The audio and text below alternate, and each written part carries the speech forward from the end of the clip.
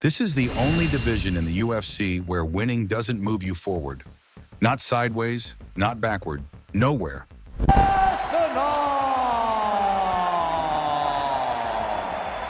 Oh, I can't even tell you, Joe, it's been a crazy 2.5 weeks.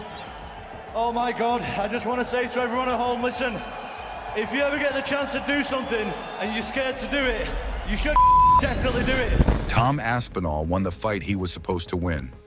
Not a lucky night, not a controversial decision. A clean, professional performance from a fighter doing exactly what the division asked of him. He prepared, he executed, and nothing changed. In every other division, this moment means progress. It creates momentum. It forces the picture to narrow. Someone has to move. Someone has to answer. At heavyweight, this moment means nothing. It's not forward motion. It's not leverage. It's a pause, frozen in place, no timeline, no commitment, no pressure to act. The answers drift. The responsibility disappears, and the division stays exactly where it is. This is what makes the heavyweight division different. Not the knockouts, not the size, not the danger. This is the only division where winning can leave you stuck. Not because you failed, but because the fight that matters isn't happening.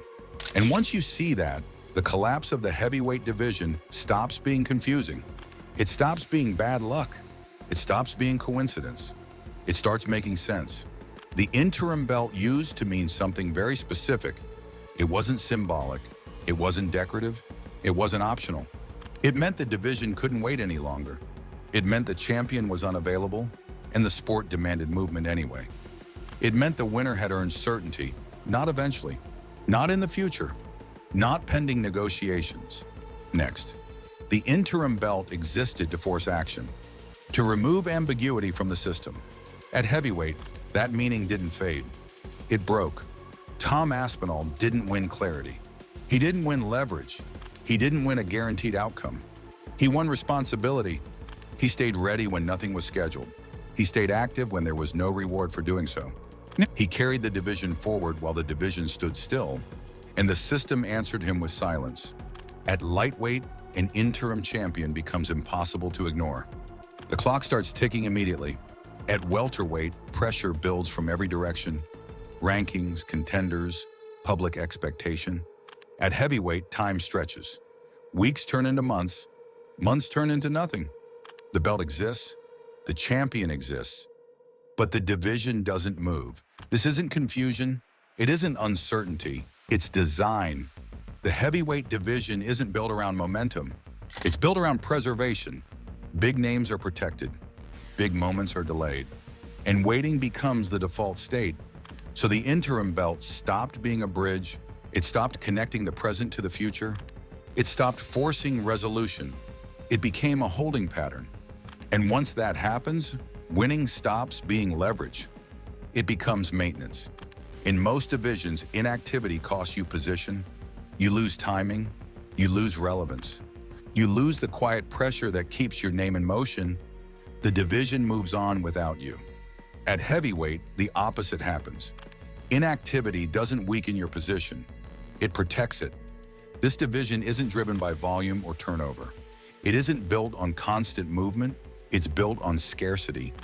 There are fewer athletes at this size, fewer bodies that can survive elite competition, fewer matchups that feel rare enough to headline a card, and scarcity changes incentives. At heavyweight, waiting doesn't make you irrelevant. It makes you expensive.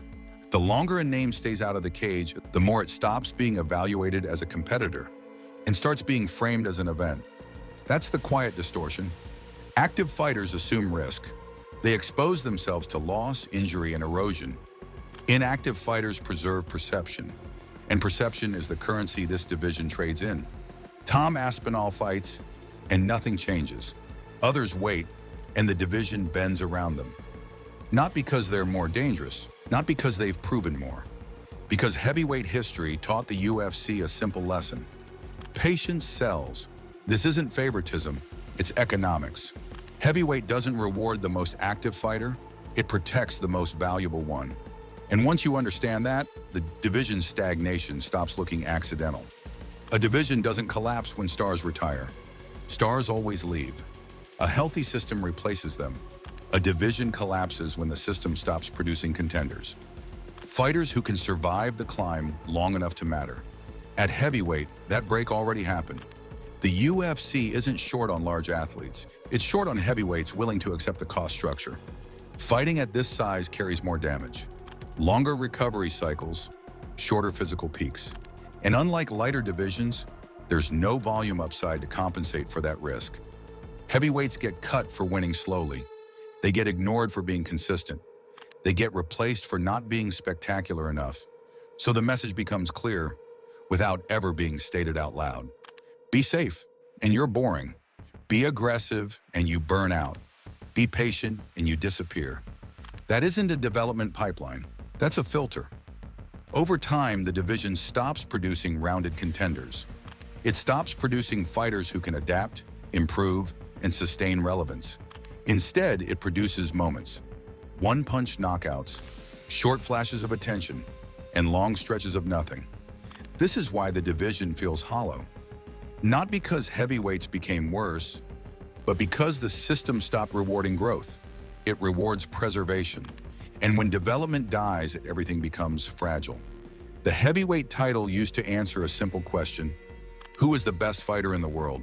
Not the most technical, not the most polished, the one no one else could beat. That clarity mattered. It gave the belt gravity. It gave the division direction. That clarity is gone. When a champion leaves without losing, authority fractures. When a champion doesn't defend, authority erodes. When interim belts stack without resolution, authority disappears. The belt still exists, but its meaning doesn't. When Francis Ngannou walked away, the division lost more than a champion. It lost continuity. There was no defeat to process, no loss to avenge, no successor who could measure themselves directly against him. There was no clear transfer of authority, only a gap. The UFC tried to patch that gap. Interim titles, extended timelines, legacy framing. But authority can't be patched. It has to be earned and transferred. Confidence doesn't replace structure. And at heavyweight, structure matters more than anywhere else. Tom Aspinall didn't inherit authority. He inherited responsibility. He fought. He stayed ready. He did what champions are supposed to do. And the belt still didn't move the division forward. That's the moment a title stops being a destination. It becomes a placeholder. And once that happens, the division stops revolving around competition and starts revolving around delay. When a division stalls, it doesn't just freeze rankings. It freezes careers. Heavyweight careers are short by default. Recovery takes longer. Damage accumulates faster. Physical peaks disappear quietly. There isn't time to wait. For contenders, inactivity isn't neutral. It's expensive. Tom Aspinall isn't the only one paying this cost. Every contender beneath him is aging in place, training for fights that never materialize, staying ready for opportunities that keep sliding out of reach. At lighter weights, momentum compounds. At heavyweight, momentum evaporates. Win too quietly and you're ignored. Wait too long and you're replaced. Fight recklessly and your career shortens. That's the real damage. Not to one fighter and not to one belt, but to the idea that heavyweight is where the best rise to the top.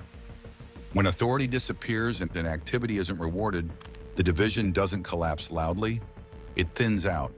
And once that happens, rebuilding takes years and not fights. The heavyweight division didn't fall because of talent, it fell because the system stopped rewarding fights. At this size, time matters more. Inactivity compounds faster, and authority only exists when it's tested. Tom Aspinall did everything the sport asks of a contender. He fought, he won, he stayed ready, and he discovered the quiet truth of heavyweight MMA. Winning isn't always leverage. Until the division rewards activity, until titles force resolution, and until contenders are allowed to advance, this cycle will repeat. Champions will wait. Interims will stall. Careers will freeze in place. Cage reality exists to explain what's actually happening underneath the headlines. Not who to blame, not who to hate, but how decisions, incentives, and delays quietly reshape the sport. If you want MMA explained beyond hype and outrage, subscribe to Cage Reality. Because in fighting, what breaks divisions isn't chaos, it's stagnation.